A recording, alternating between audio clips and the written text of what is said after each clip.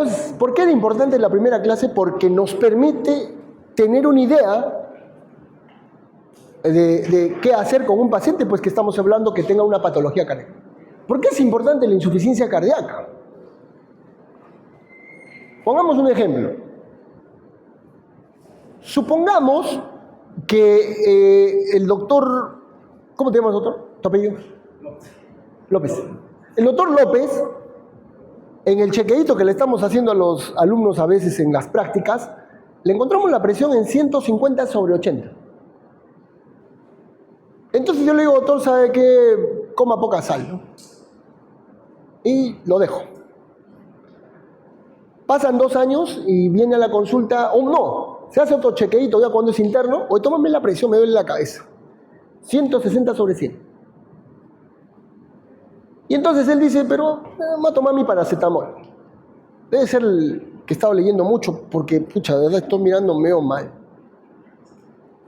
Pasan 5 años más en la residencia, de amanecida, empieza a doler el pecho, se cae al suelo y le diagnostican una miocardiopatía hipertensiva, una cardiopatía hipertensiva.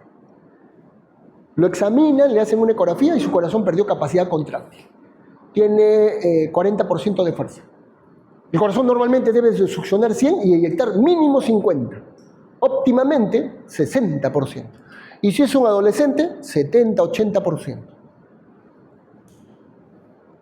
Miren cómo la irresponsabilidad mía y de él mismo ocasionó que su corazón llegue a falla cardíaca. Nuestro tema. Otro ejemplo. ¿Tu apellido, doctor? El doctor Tocas se junta con el doctor Huaranca. Y el doctor Huaranca no es, pues, el ejemplo de amigo que uno quiere. Y lo induce a consumir drogas. Y lo peor es que no es ni siquiera cocaína, es pasta. O sea, ¿y cómo se llama cuando te dan algo que no es puro?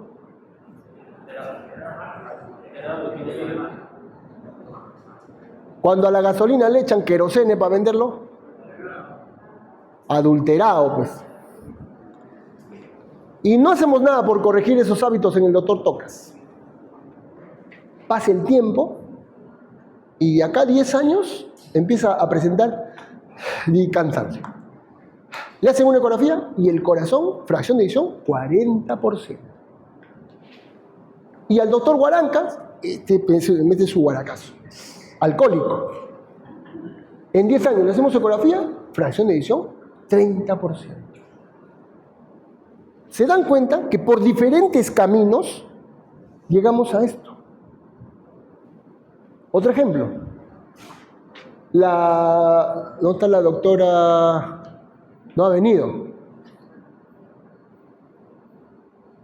La doctora, ¿cómo se llama? No me acuerdo. Vázquez. No ha venido.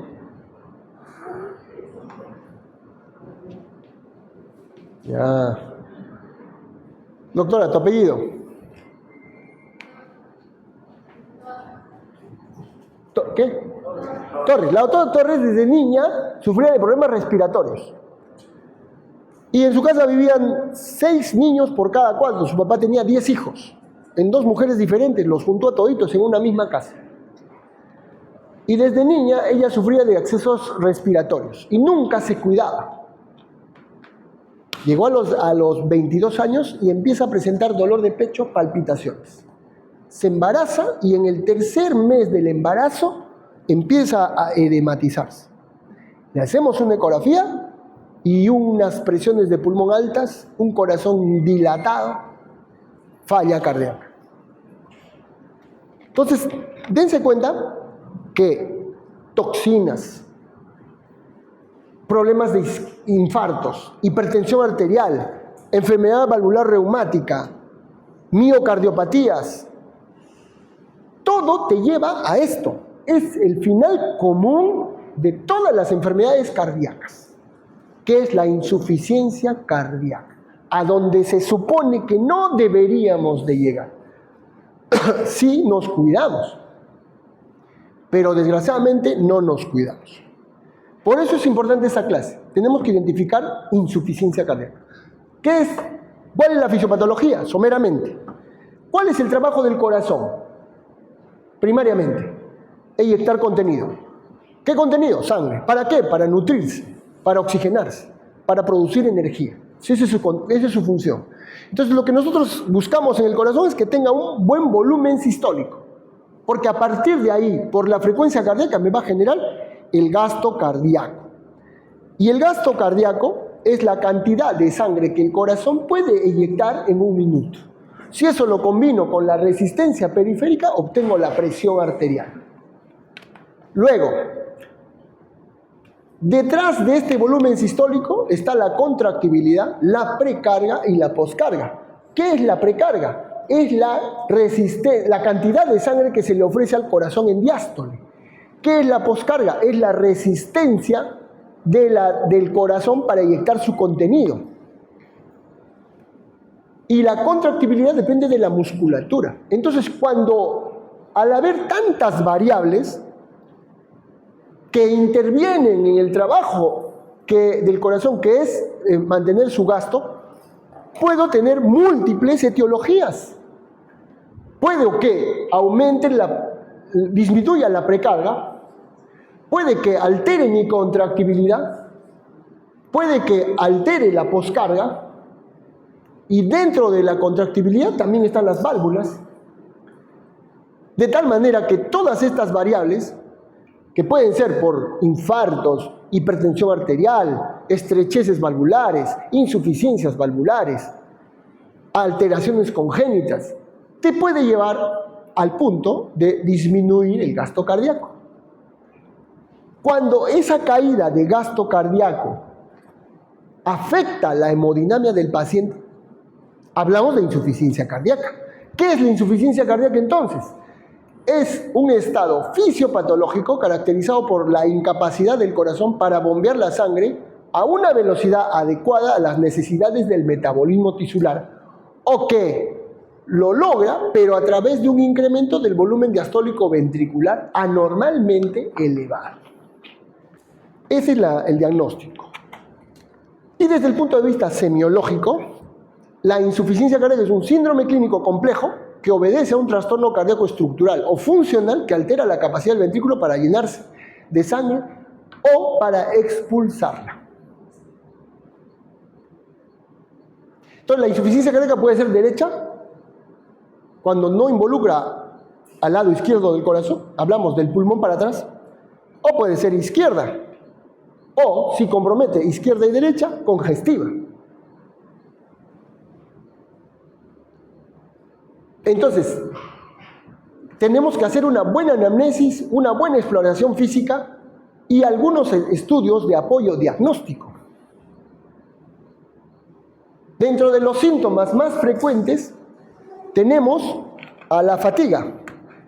¿Qué es la fatiga? Es básicamente el pobre aporte oxigenatorio que se le da al corazón. Como el corazón no puede inyectar lo que debe, a lo poco que puede inyectar el corazón, distribuye su aporte a las zonas más importantes. En este caso, los órganos más importantes son cerebro, corazón mismo, riñón, y al último podría ser piel, músculo e intestinos. Entonces, el músculo es lo último que nos importa cuando vas a redistribuir prioridades. Entonces, cuando no le llega sangre al músculo, el músculo no tiene capacidad de generar moléculas de ATP, por lo tanto su capacidad disminuye. Eso genera fatiga. Esa es la fatiga. La oliguria es básicamente porque como el corazón no puede inyectar su contenido, no le llega flujo sanguíneo al riñón. El riñón disminuye la cantidad de líquido que utiliza para eliminar los desechos.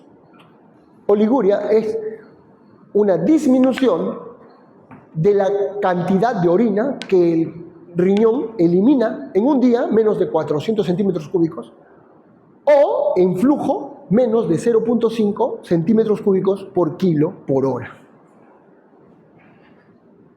La nicturia es esa capacidad, es ese incremento de frecuencia y volumen urinario en la noche. Normalmente no orinamos en la noche. Pero los cardiópatas, al momento de ponerse en decúbito, el edema de las piernas se va hacia el centro y el paciente obliga a ir al baño. Orina mucho. Esa es la característica de los cardiópatas. Diaforesis por descarga adrenérgica. Eso es en fallas cardíacas graves.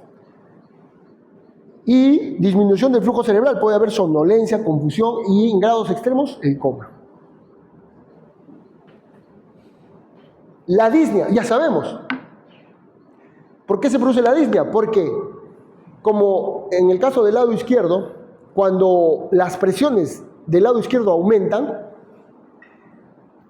la hematosis se altera por un incremento a nivel del capilar de la presión hidrostática.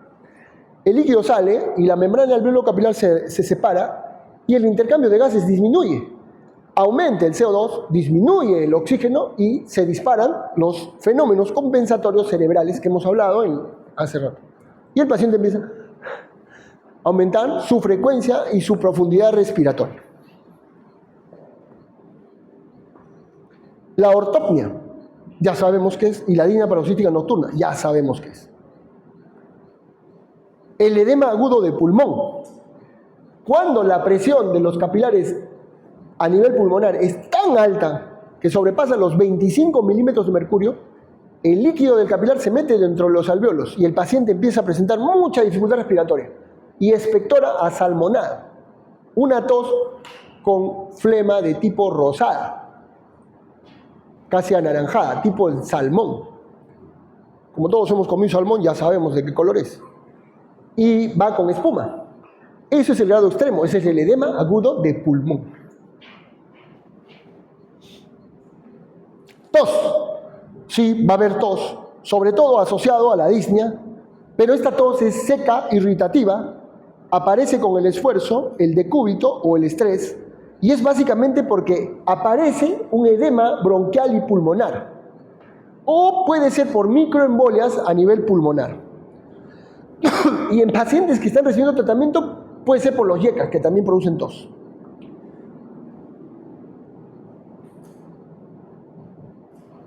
Listo. Síntomas gastrointestinales. Cuando hay una falla cardíaca, todos los afluentes de las cavidades derechas se pletorizan. En este caso el hígado se edematiza, pero detrás del hígado las vellosidades intestinales, justamente donde se produce la absorción de nutrientes. Entonces, cuando uno come, están edematizadas las vellosidades, la absorción intestinal es deficiente. Entonces el paciente está con la barriga distendida, no tiene apetito o hace diarrea y puede presentar dolor por distensión hepática. Y que me olvidaba, hepatomegalia no hemos descrito en signos de falla cardíaca, ¿no? Y el hígado duele. Entonces el paciente llega con dolor abdominal, incluso cuando la insuficiencia cardíaca es crónica, la función hepática altera su capacidad de conjugación y las bilirrubinas no se conjugan. Entonces aumenta el nivel de bilirrubinas de tipo mixto, directas e indirectas, o no conjugadas y conjugadas, suben. Y el paciente presenta ictericia. Entonces yo puedo tener una falla cardíaca con un paciente con dolor abdominal e ictericia. En cualquier situación yo pensaría en una vesícula, qué sé yo, pero es una falla cardíaca. ¿Sí?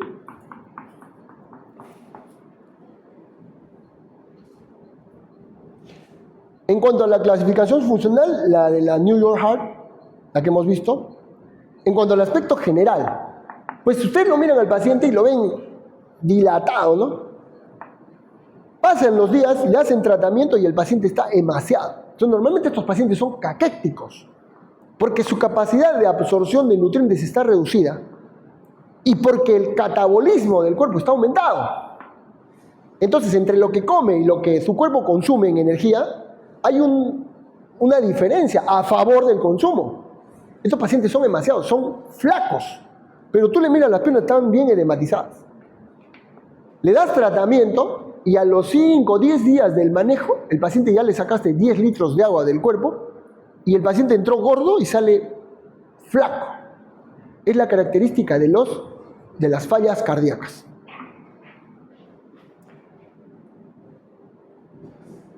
Caracho.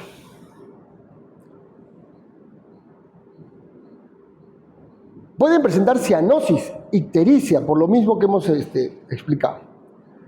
A nivel del cuello, la ingurgitación yugular, el reflujo hepatoyugular. ¿Cómo es el reflujo hepatoyugular? A la ingurgitación, por ejemplo, tiene una ingurgitación de 2 cruces y tiene hepatomegalia. Ustedes comprimen el hígado, el paciente a 35 grados, y de 2 cruces pasa a 3 cruces. Eso es reflujo hepatoyugular positivo, ¿no? Luego, a nivel pulmonar, lo que van a encontrar es líquido dentro de los bronquios. Primero en los alvéolos, luego en los bronquios. En los bronquios, los líquidos, el edema, puede producir varios signos y síntomas. Puede producir sibilantes. Y pueden cometer el error de darle un beta-2 agonista que lo taquicardiza al paciente y lo mata. Tú le pones el estetoscopio y tú dices, ese es un asma. Trae un nebulizador, lo empiezas a nebulizar, el paciente taquicardiza y ¡pah! Si per se la taquicardia es un marcador independiente de muerte en falla cardíaca, lo taquicardizas más y ya lo mataste. Y ese estridor, ese silbido que se produce a nivel del pulmón es por edema de las paredes, por aumento de presión hidrostática. Pero también pueden encontrar líquido dentro, y eso se ausculta como estertores. Los estertores son sonidos a burbuja gruesa en 2 tiempos, en sístole y en diástole, que se le conoce también como rales. Y normalmente son de gravedad. Siempre primero en el pulmón derecho, después en el izquierdo. Si ustedes encuentran estertores, crépitos, sibilantes en el lado izquierdo y no en el derecho, no es cardiogénico. ¿Ya? No es cardiogénico.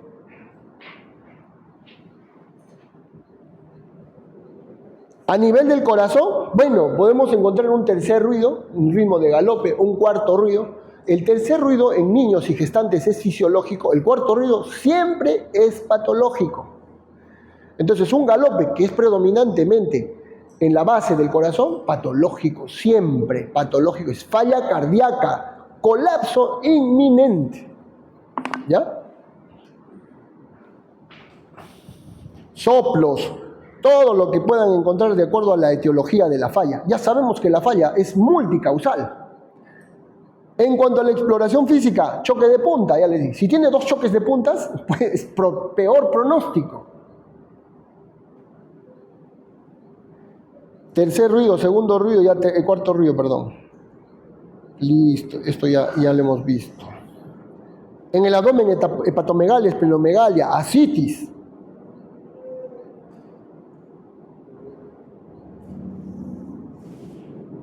Edemas, ya sabemos de los edemas. Ven, rapidito en esta clase.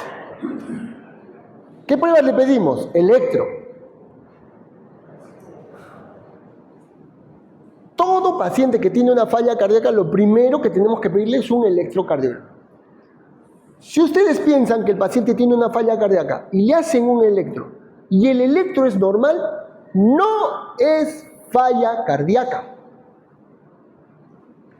Acuérdense, si tú crees que un paciente, porque lo examinaste, porque te contó y te dice, doctor, todo te dice que es una falla, pero le haces el electro y el electro es normal, busca otra causa. El otro día, un exalumno de la UNU, que es muy bueno, de un centro de salud me llama, doctor, tengo un paciente, y me toma la foto y me manda ingurgitación yugular, me dice. Listo. Y se cansa, doctor. Hace un mes está que se cansa, ahora ya está con esfuerzos pequeños. Su electro. No le he hecho todavía. Última vez que te respondo el correo, si no me mandas el electro. Ya le mando, doctor. Y me manda una radiografía y tenía cardiomegalia. El electro, le digo. Ahorita se lo mando, doctor. Pasa media hora y me manda el electro. Y el electro era normal. No me parece, le digo, ecografía. Y me lo manda. Le hago la ecografía y era un derrame pericárdico. corazón está normal, era una tuberculosis pericárdica. No era un problema cardíaco primario, era una tuberculosis pericárdica. Líquido pericárdico alrededor, con fibrina, un cuadro de un mes, diaforesis permanente, hiporexia, febrículas nocturnas, disminución de peso y tenía un contacto lejano de tuberculosis. O sea que era un mamífero de 4 patas que decía miau, que comía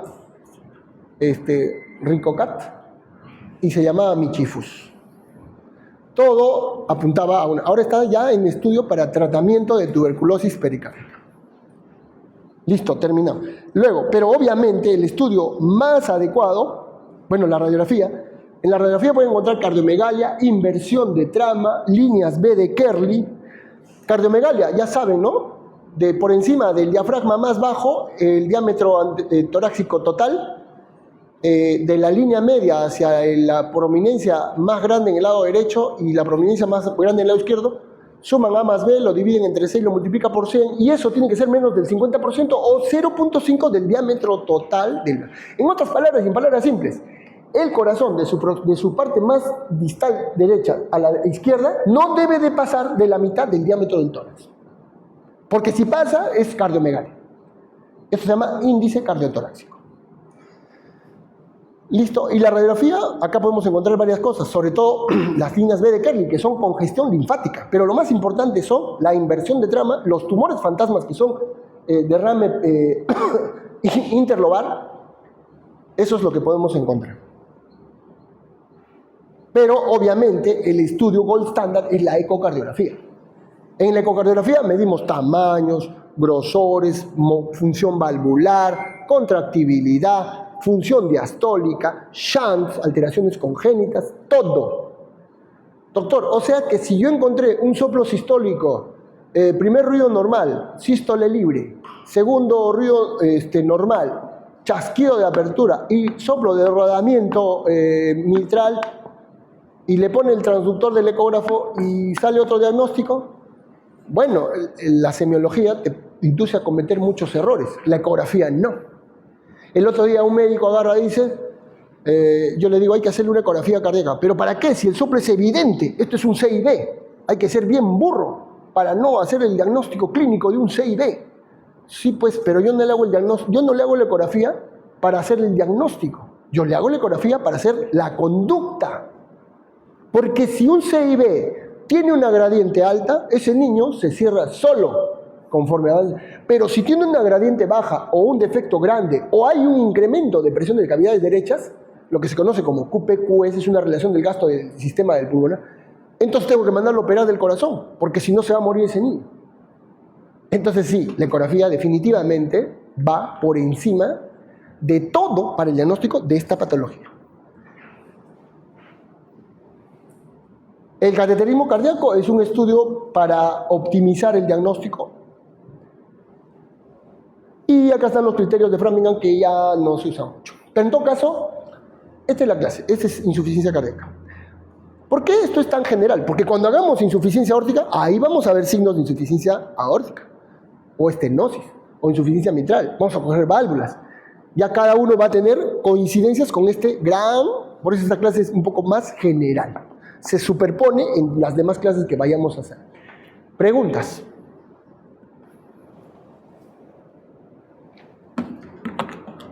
Nos vemos, coordinamos con la delegada para la siguiente clase. ¿Ya? Gracias, doctor. Ya, doctor, gracias. Gracias.